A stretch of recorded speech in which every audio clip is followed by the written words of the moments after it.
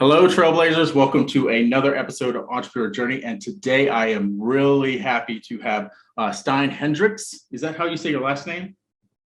Nice. I asked him how to pronounce his first name prior to getting on here, but I didn't ask him how to pronounce his last name, so I was kind of winging it there. But very, very happy to have Stijn with us. And Stijn, go ahead and tell us a little bit about yourself and your business. Yeah, Doug, thanks for having me. And I actually wrote a blog at some point on how to pronounce the IJ letter, which is typically a Dutch Flemish letter. So thanks for asking. I started my professional career as a software developer, Doug, or you could argue even earlier. I think I wrote my first Fortran program when I was 9 or 10 years old. Wow. But I turned into a marketer. So I'm a developer turned marketer. I was at Microsoft the first half of my career. I was fortunate to be part of, launching Office 365 and started a couple of other SaaS companies after that. Helped founders. I started some companies myself, Kalungi, also an agency, but more focused on B2B SaaS companies. I'm not that involved anymore in that, but they're basically doing a really nice job building out what I learned with all those other software companies. And then I wrote a book that I think we talk about. So I'm now more in the coaching business myself as well. Awesome. So I want to ask you, I always like to have a little fun with the guests to begin with. I ask you some personal but not so personal questions, right? So who is your hero? That's actually not a hard question for me to answer. I think a lot of people have to think long, but for me, it's Bill Gates. Nice. I joined Microsoft when I was relatively young. I actually joined the Microsoft ecosystem a long time before that. I didn't go to college. I basically completely self-educated, and most of that was in the world of Microsoft and the way he built the company. And he was my hero from when I was like 15, 16 years old. And then, of course, he's done things that are not always perfect, but also his work now as a philanthropist. I'm just, someone who his life is really all about leveraging everything he can, his wealth, software, etc., to allow others to reach their full potential. And through software and now through health, education, innovation with his foundation. So he's my biggest hero. And then in marketing, I'm a big Seth Godin fan. Yeah. It would be my other. Yeah, I like Seth too. We got the same haircut. You do. You don't have to worry when you come on a video podcast like this about if your hair is looking good. Right. Just if I do have a little bit on the side, so if it grows out too much on the sides, I get a little worried. But other than that, I have some follow-up questions based on what you just said about Bill Gates being your hero. And particularly, you said you did not, which a lot of entrepreneurs are going to relate to this, did not go to college and you're self-educated. There's many entrepreneurs in my audience I know that are self-educated and they got more value out of the self-education than college. And I wasn't even aware. I thought Microsoft would require a college degree, but I guess that's not the case. No, they do. I think, yeah. Oh, wow. Wow. Yeah. Nice. So I guess the question I'm asking, what prompted you to make the decision, or was it just something that happened to not go to college and just dive into and educate yourself? It was not like a one point in time. As I mentioned, I started doing software development when I was really young, and I sold my first product commercially only for a very small, like whatever, 10 guilders, I think. It was even before the euro. Like a piece of software that on DBase 3, I think it was, some Clipper to manage like the assets of an art gallery. Wow. Assignment management. And, after that, I was 15 then, I think. I just spent my time coding, and my brain went there, and I just didn't go to doing homework. And so my grades were not great. And so others made the decision for me that I didn't go to college at some point. But I just did other stuff, and I just loved it. I loved software. It was the day when, there were hobby computer clubs that you could be a member of. And that's where, my energy went. Yeah, just a little bit how I relate to that a little bit. I went to college for a couple of years and did not graduate. I took computer information systems as my major way back when the internet was barely a thing, right? And it's funny, I had careers in between where I am now with the agency that did not apply anything I learned in college. And then when it came time to apply that knowledge was so antiquated, I really had to self-educate again. So So, yeah. Yeah, this is a lot of computer-aided design programming using like AutoCAD. Mm-hmm. And it was just really hard to find any schools or universities that had any formal education that came close to the innovation that some of these software products had brought to bear, right? So I would have gone to some kind of an information systems or computer science university. I would have made an effort, but I don't think there was anything like that in those days. Right. And when I went, it was not what it is today. So, so on one question on who is your hero, we've dived into so much more, but let me ask you the next question. What is your biggest fear?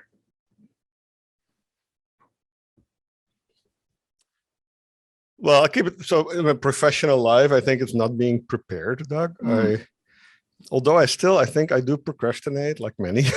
So I do my best prep relatively late before I need to show up for a meeting or a presentation or a class that I give, but I do want to be well prepared. And so I do end up often like deep in the night or a couple of hours before something that I need to deliver to do a lot of prep.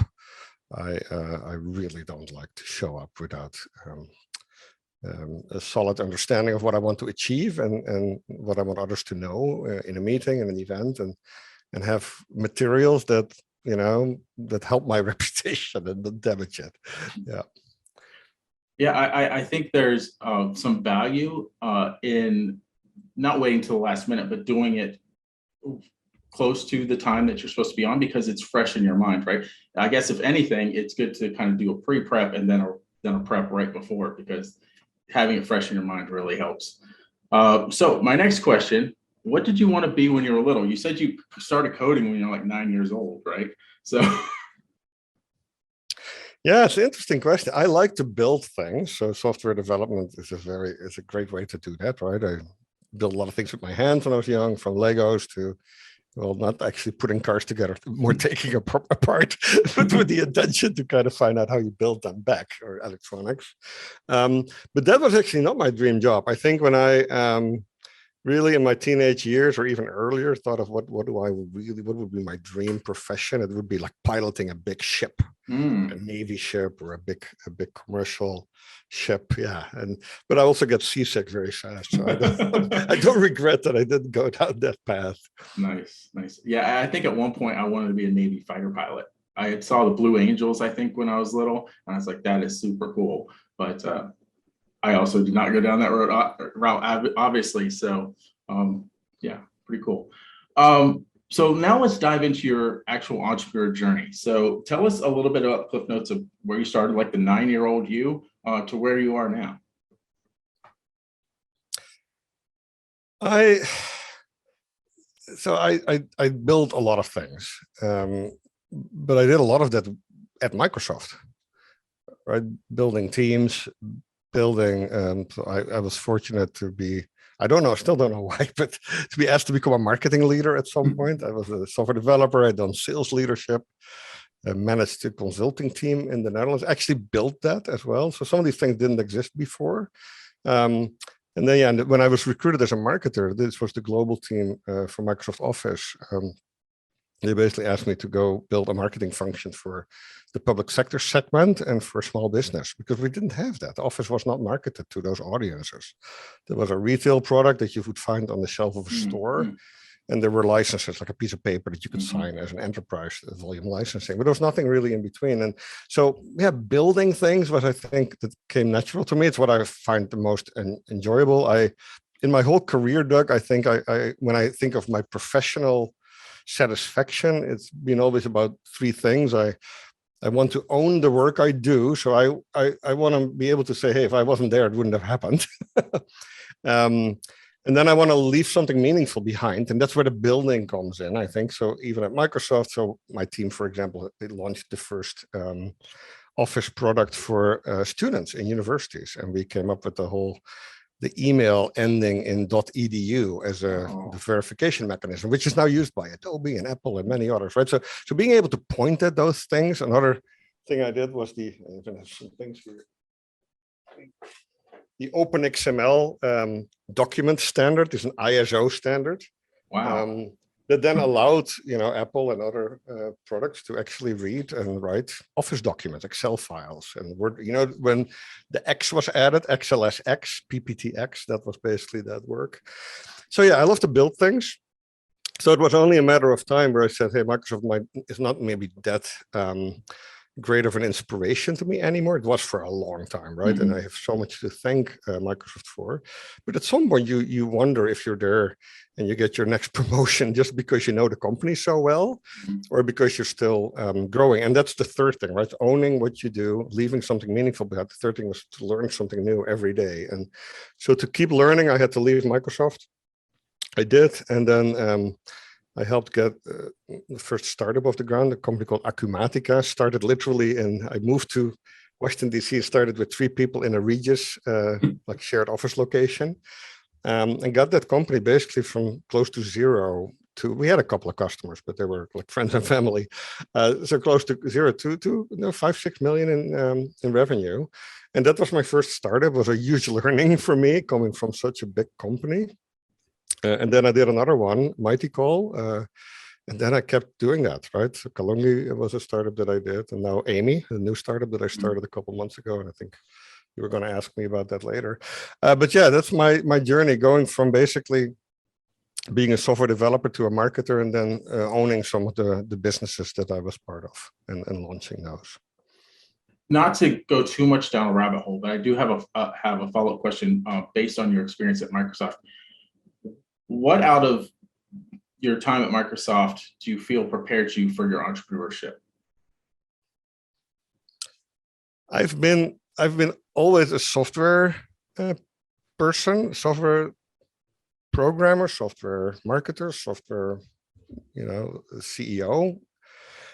And so there's no better company, well, at least when I grew up, to learn that business, right? From how do you build software to how do you sell it? How do you market it? How do you go to market? How do you build it into a global business? And then, because when I was running the office marketing team for small and medium business, that's where we actually started the Office 365 journey. So of course that became a huge team, right? And I was just one of the leaders there. But launching Office 365 and being part of that, also my last job at Microsoft, I ran global marketing for small and medium business for all products. So the Office 365 launch was part of that when I was doing that. And I couldn't be prepped better, right, to run than other SaaS companies, software as a service, by having basically launched the biggest SaaS business in the world, right? That's true, yeah. Oh yeah, that was an amazing gift that Microsoft gave me. Wow, yeah, definitely. I could see that as a launch pad for sure. So now I want to dive into some of the things that you've done, some of your expertise.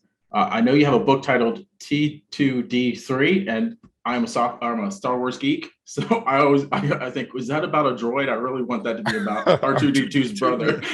But I know it's something more valuable to entrepreneurs than that. So if you don't mind, I know the subtitle is how some software startups scale and while others fail. So if you could dive into that and fill us in on why that happens. Yeah. This, by the way, I did not come up with that acronym. It was a VC partner in, I think, 2015. But the acronym has been around for a while, and it has never really, there's 2 blogs about it, I think, but it's been used by a lot of the people that I work with to describe what's called high exponential growth for software companies. And especially when you get foreign capital, when you get someone to give you growth capital, the expectations are pretty high, right? And especially venture capital VCs, they make a bet that maybe only pays off 1 out of 20, 1 out of 40. Some people say 1 out of 100 times. Depends a little bit on their risk profile. But that comes with a huge responsibility to grow and to grow fast. And so the book is about what I've seen work in the last 15 years, Doug, and what hasn't worked, mostly for B2B, so business to business software companies. There are a lot of books about about entrepreneurship, being a CEO of a software company, doing the first step of a startup, right? Getting to MVP, launching a startup, the lean startup, 0 to 1. There's so many books on that. But there were actually no books that describe what comes after that. After you reach product market fit, and you have, let's say, a couple hundred customers, maybe 1,000, you make $1 million, $2 million in recurring revenue. how do you get to that high exponential growth? And that's what the book is about, because it really becomes about doing multiple things at once, getting churn under control, diversifying your demand gen. You're a marketer, but that's only one thing. You need to keep the customers you have. You need to expand the revenue for every customer. You need to optimize the funnel friction, lower it. And so there's all these things that now have to happen in parallel. And that's what the book is about. Nice. So I do have a lot of people in my network that have SaaS companies. So I know they will find that valuable, and I highly recommend that they either reach out to you or pick up that book, because I feel like a lot of them are in that stage that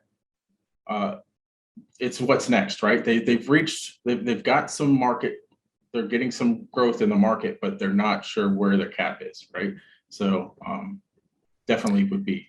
Yeah, and especially when you get either profitable or you get growth capital, then that's kind of the gasoline that you're about to pour on the fire, and you need to make sure you pour it on the right fire, right? And so getting to product market fit is the first step. But after that, it's actually it's not rocket science what you do tonight. It's hard work. It's not easy, but it's pretty well, it's a pretty beaten path on sort of what works to get you from 1 or 2 to 10, 15, 20 million ARR. I do have another question on that. Based on venture capital versus bootstrap, right? A lot of the entrepreneurs that I know that have started SaaS companies have bootstrapped it. A lot of them have had successful companies prior, and they used a lot of that capital to start a SaaS company. In your opinion, will there eventually, in order to grow, be a point for them that they will have to tap into venture capital? That's a good question. It's the $1 million question, especially if you talk about those type of numbers. Do I get external help, which also comes with a lot of dependencies and actually opinions and responsibilities? It's hard to, we usually have a boss, right? Even if you're the CEO, the owner of a company, there's someone who you're accountable to because you're using their money. If you're in the position to keep ownership, at least the majority of a company, it does help. It does help you, especially in the early years, to make decisions fast, right? And to stick. One of the challenges that a lot of small companies have, especially when they start to invest in growth, is that they change things too fast. They don't I'm not sure if you're a football fan, but it's like you commit to the running game, but only for one quarter, and in the second quarter, if it doesn't work, you go back to the passing. It just doesn't work. And so with a startup as well, you need to be able to stay the course for a certain amount of time to make sure that your go-to market, the big bet that you made with the product, that you actually put everything into the execution to see if it can actually scale. And the moment you get external capital, it becomes harder to do those things, right? Every quarter, there's a board meeting where people are able to either challenge you or maybe even come up with well-meant, advice and recommendations to hire certain people. So it's challenging. On the other hand, especially in the software industry, there is a little bit of a winner takes all challenge, right? When you build a software model, network effects, etc., there is only room for a couple of companies to be the leaders of a category. So you need speed. And so sometimes you need to get that external capital, even if you're mostly self-funded, to just go at the speed that you need to go. Talent is it's hard to get these days and to keep. So you need to pay people that are really good at what they do. And that means you sometimes have to get external funding. Yeah, makes a lot of sense. Thank you for that in-depth answer. So I want to talk about something else that I saw on either your website or a profile somewhere that talks about SEO for CEOs. That intrigued me, and I wanted to dive into that a little bit more about what that is all about. I'm an SEO guy. I have an agency here. And we do a lot of SEO for businesses, but when you talk about SEO for a CEO, I kind of wanted you to dive into that a little.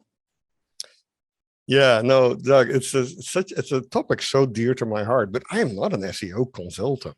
But the way I think about it is that the world, we look at the world, people view us, people see us, they see our companies through the lens of a digital filter, right? Of a bot that crawls our web pages, our social media channels, our online presence, right? And makes conclusions about how to represent that data to other people. And especially now after the pandemic, there's very few people who see your sign on your business in brick and mortar, right? From the street. So everything goes through a digital filter.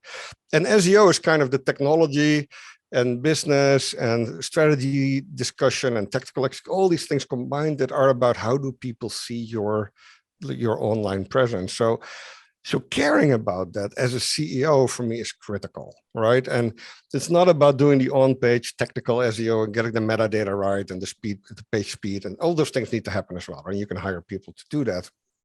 But nobody can really take ownership other than the CEO and the leadership team for a company to be relevant, right? For content to be created that's actually answering questions that nobody else has answered, right? And it's not just a great way to, because Google's algorithms are so smart these days, most of the trickery doesn't work anymore, right? So you actually have to create good content. That's right. That's right. They figured it out finally. Yeah. So one of the first things you should do as a CEO, I think, is to define what is it that you do that makes you special, not very different from just your company strategy, right? And marketing positioning. And then you need to hone the ability to write that up in a clear way, right? And to build content that does the job of educating your audience and explaining what is so special about what you do, how you do it, how you help them, etc. So that's what I mean with SEO for the CEOs. It's not necessarily defining whether it should be a 3-page or an 8-page article or the technical SEO, etc.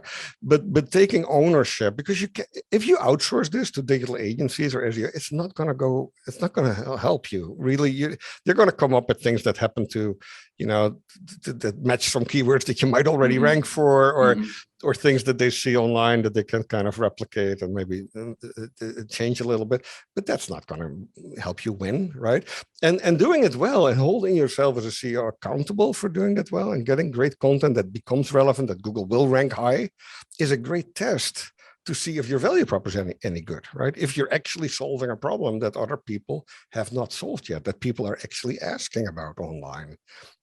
So yeah, that's where some of that comes from. Nice. And not just from an SEO standpoint, just a social media standpoint as well. If your content is good and you're answering the questions that people want answers to, you're going to rise to the top on social media too. So very, very good. When I first saw that, I thought of branding, like as the CEO, how much does the CEO tied into the branding attached to the company and all that sort of stuff? But I know people that they are their brand, they are their business, their name is their business, which I think can be a detriment to scaling at some point because it can only live as long as you do, right? So oh, you mean that as an individual being part of the brand? Yeah. Like it's their face, it's almost.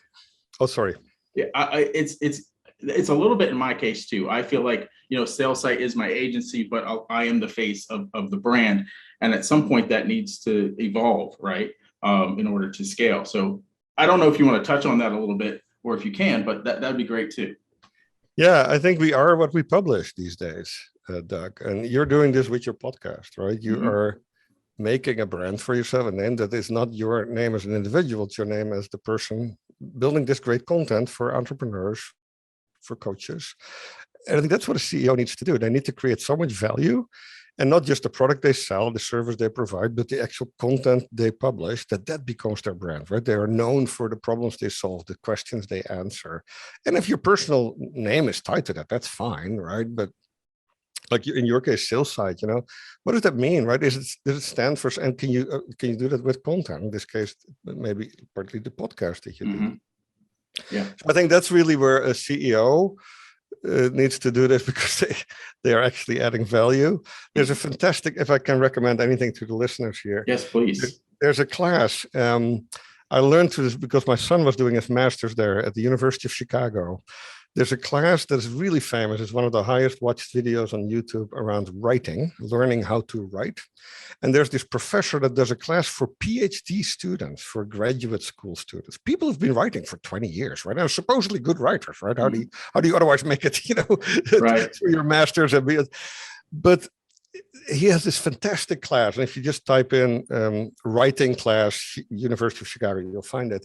And it's about how do you create value, right? It's not about the grammar, not about the form, not about the length, not about all those things that are obvious that you learn in high school, but how do you actually create value for your audience? And then how do you also speak, like things like jargon, right? Sometimes it's actually good to speak jargon, right? Because that means you're connecting with your audience. They understand that you can meet them where they are. And so this class is fantastic for that. So anybody, and I think a lot of your listeners might fall in this category, who's trying to create value for their audience. And so it's not about, is the thing 3 pages long or 3 sentences. If you actually answer important questions, if you do it in 3 sentences, that's actually okay. You know, so that's a great video to watch. I'm gonna search for that myself and put that in the show notes and underneath the video, because I do think there would be a lot of value in that video. So thanks for that recommendation. The next thing that I think all of the audience would be interested in hearing is your best tips for generating demand, because as a software as a service company, that is essential, right? Creating demand for your software. So and not that works across the board, not just demand for any products and services, right? Yeah. So I would love to hear what you have to say on that. Yeah, modern marketing, because the tools are not the problem anymore. We have almost too many tools and too many SEO consultants and SEM agencies, and there's plenty of that. But what I think both marketing leaders, marketers, agencies, CEOs can do a better job of is really understanding what question their audience is asking. What questions are they asking as they go through the journey, right? In the awareness stage, consideration, conversion, all those stages in the funnel, what are they really asking? And if you can answer those questions, I think there's no better way to drive demand than that. It will help your Google quality score go up for ads. It will help you be relevant in LinkedIn. It will help you create SEO opportunities. Or even when you do campaigns, whether it's sending out an email campaign with a good lead magnet, or you do account-based marketing, all that starts with, do you actually know what questions need answering? And that allows you to write the best subject line, right? That people will actually click on. Yep. In my industry, there's a lot of weight given to copywriting, right? So in order to be a really good copywriter, you have to know that. You have to know the right questions to ask, the right prompts to use in order to make someone take the next step. So yeah, I love that. Thank you. Now, something else that might be really interesting to our audience is you started a company called Amy. Tell us about Amy. Yeah, so I have been exposed to the customer service industry a little bit when I did my first startup, where I was the CEO, called Mighty Call. It was a contact center, cloud contact center for small businesses. And when you think of the current world of commerce, Doug, CRM was the tool of the last 20, 25 years, as it enabled sales organizations, right? And sales basically driving a lot of business growth. And the last 10 years, that has shifted to customer success, right? Businesses try to keep their customers. So that's really where most commercial value now gets created. It's not how do you get a new customer, it's about how do you keep your customers, and how do you make them extremely satisfied and tell others about your business, etc. So now think about customer service and customer success and the tooling that you need as a business. So for most of us are frustrated with chatbots or with live chat, etc. When you try to reach, Xfinity, Comcast, or T-Mobile, or the local plumber, right? You typically get into these chatbots that are either trying to prevent their customers from reaching them, or you get into some kind of a round robin, like, I cannot answer this question, please call this phone number. And you call the phone number and they send you back to the chatbot, right? And if big companies like Bank of America and Comcast, if all these big companies are not able to solve that problem, imagine how hard this is for small businesses. Small businesses are most hit in the current environment by, it's hard for them to find people, right? And to keep people, especially people who, virtually pick up the phone, right? Who answer questions for customers, etc. So customer service, customer success is really hard for small businesses. They don't have the money to pay for an extra person. Those people are hard to find anyway. So what Amy is a chatbot focused purely on small businesses. And what we did, Doug, there's plenty of chatbot technology, and it's not about AI, artificial intelligence. There's plenty of that already. And of course, we use some of that technology. But what Amy really does, it tries to understand a small business, right? What is a flower shop typically? What type of questions do they get? Or a funeral operator, or a locksmith, or a restaurant, right? And so to allow those businesses to build fantastic templates, and Amy actually comes with hundreds of templates pre-configured. So if you're a marketing consultant, putting Amy on your website, you will have a chatbot template that answers the typical questions that people ask who are looking for a consultant. If you're a self-published author, there is another set of questions that people typically ask. As a brewery, right? Families call the brewery. Hey, do you service food? Can I bring my kids? What are the last COVID rules? So, and what you see with all these small businesses, that beyond their website, of course, answering some of those questions, but when it has some interactivity, then they have to start picking up the phone. They don't have the capacity to do that, right? And then, they cannot do it outside certain hours, etc. So Amy is really using chatbot technology, which is today is extremely sophisticated, but simplifying it with great templates to make it easy for a small business who doesn't want to build those templates themselves or do all kinds of routing, to just get going with a great chatbot. If you're a spa operator or a small business, like a wine tasting venue, check out Amy. Wow. Definitely we'll put that link below in the show notes as well and below the video. I'm going to check that out myself. You have another company called Kalungi, is that right?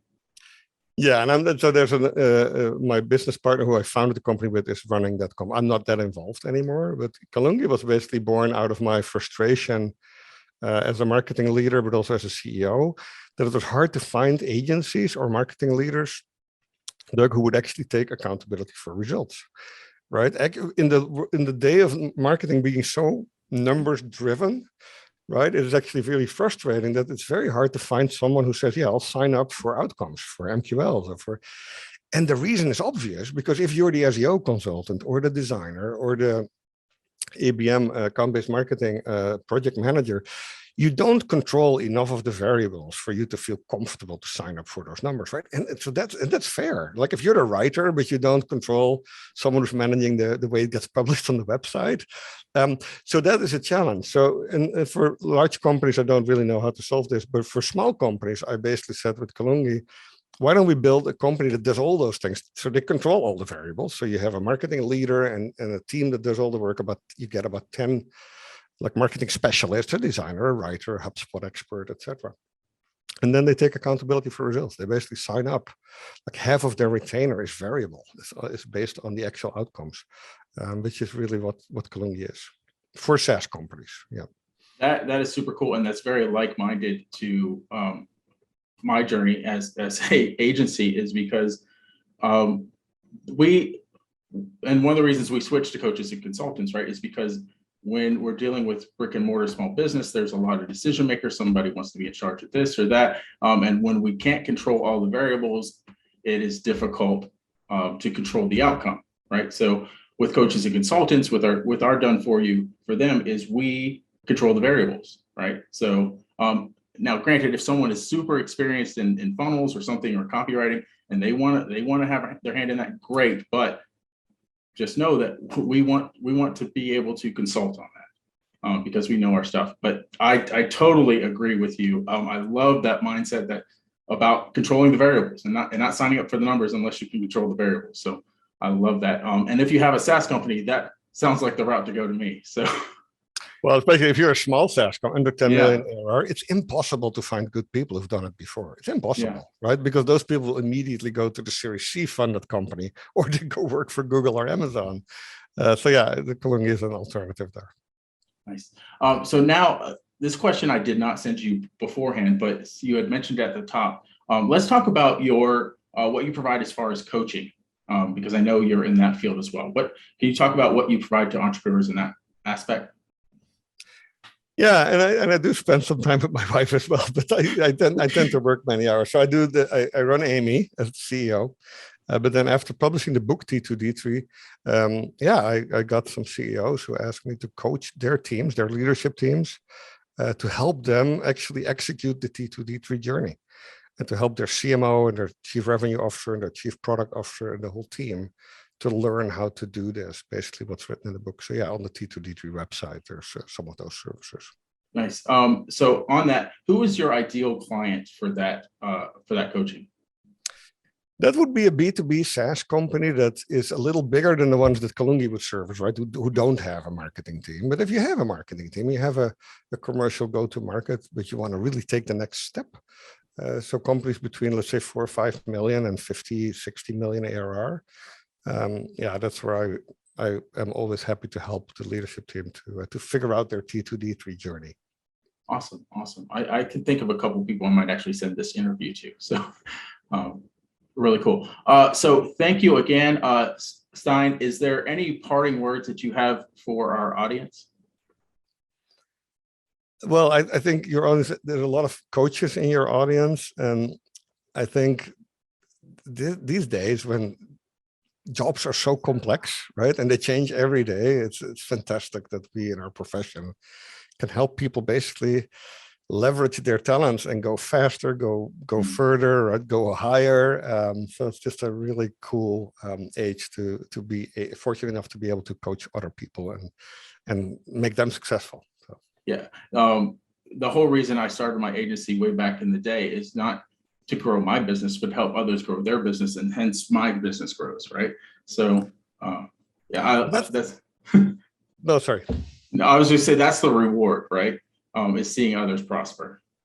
That's the other reason I started Kalungi together with Fadi, my co-founder. We saw all these small software companies who needed a marketing leader, and they couldn't afford the people in their 40s, who had done it before, etc. And then we saw people come out of their MBAs, like in their late 20s, early 30s, who we thought would be pretty good at doing the job if only they got a little bit of a playbook and a little bit of extra training, right? So Kalungi has this role called an associate CMO, which are really young marketers who have not really done 10 years of marketing leadership. They have a few years of marketing leadership, but at the right companies, doing basically the T2D3, playbook and doing it multiple times. And seeing those people flourish and be CMOs like so young for so many companies and doing it really well, Doug, it's so rewarding. Yeah, it's really cool. Awesome. So tell us where they can go to. Of course, I'll put the links in below, but can you tell us where the best place to get the copy of the T2D3 book and where to check out Amy, Kalungi, all of the above? Yeah, and they're not. So T2D3 is easiest to find is on Amazon. Type in T2D3 book, right? If you just say T2D3, you mostly get vitamin supplements. T2D3 book on Amazon. There's a website, T2D3.pro as well. Amy's website is amy.us. That's the website for Amy. And then Kalungi is Kalungi, Kalun, as a Nancy, GI.com. Yeah, right. Thanks for that. Right. Awesome. And I was going to say, if they want to reach out for your coaching, that's a really select group. So I will reach out to my network. Of course, I'm sure there's a way to reach out to you. You can find him on LinkedIn. On the website as well. Or on the website, and you want to reach out for him for the coaching. I would highly recommend that, because just based on this interview, you can really tell that he knows his stuff and he's been been doing it for a long time. So it has been a pleasure having you, Stijn. And until next time, Trailblazers, keep moving forward.